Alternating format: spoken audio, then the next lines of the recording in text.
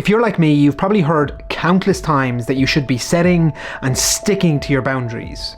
But very, very rarely do I ever hear anybody talk about how you should be actually setting those boundaries in the first place. Well, today, all that changes. But first, I want to tell you a story. Come with me.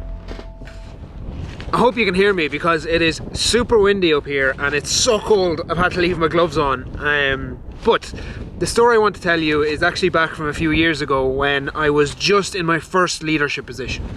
It was in a manufacturing facility and I had a team of about 15-20 people. And all of a sudden, a number of my team started coming up to me and telling me that this other person in the team was super smelly. And I have to admit, they were.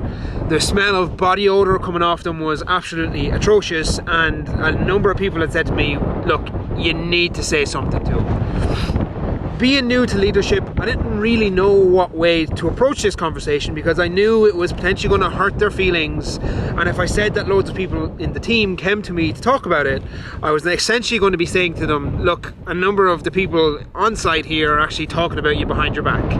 And I knew that this could go south really, really quickly. And I was new to leadership, so I didn't really have any tools or systems that I had tested before that I could use, and that's essentially what I opened up with. I ended up pulling this person in, sitting them down and saying, look, I really don't know how to broach this conversation because I'm afraid it's going to hurt your feelings and I'm afraid that you'll think other people are talking about you, but I've got this thing that I have to say and I hope you know that it's coming from a good place. And you know what? In that one moment, it completely changed the whole conversation.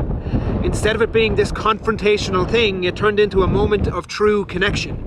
And that is the real thing that nobody tells you about setting boundaries. It's not about being a dick or just saying no, it's about getting real. It's for those friends who you usually go out with on a Friday night, telling them that you can't anymore because you're so uncomfortable being overweight, and the only time you can get with your coach and your trainer is first thing on a Saturday morning, and so you can't get smashed on a Friday night anymore. Similarly, if you make plans with a friend on a Wednesday evening and it gets to that day and all of a sudden you're just absolutely exhausted and not in the mood, it's not telling a lie and saying that you have to stay late in work.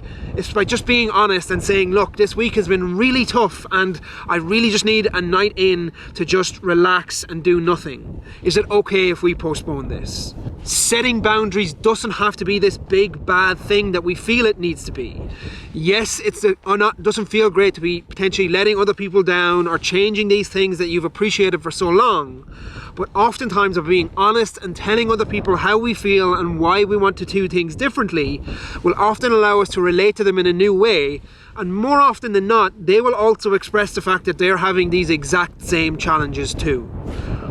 Oh, and if I could just jump back to that conversation with the person in work, it ended up fixing completely everything. He was fine with the conversation, the body odor problem went away, and all of a sudden that thing that stressed me out for so long was done instantly. So the next time you're getting nervous and sweating about having to set some boundaries with somebody, open up by just telling them straight up why you're nervous. It's like a cheat code for navigating these conversations. That's this week's video, folks. I'm going to go in where it's not freezing. Have a great week and I will talk to you in the next one.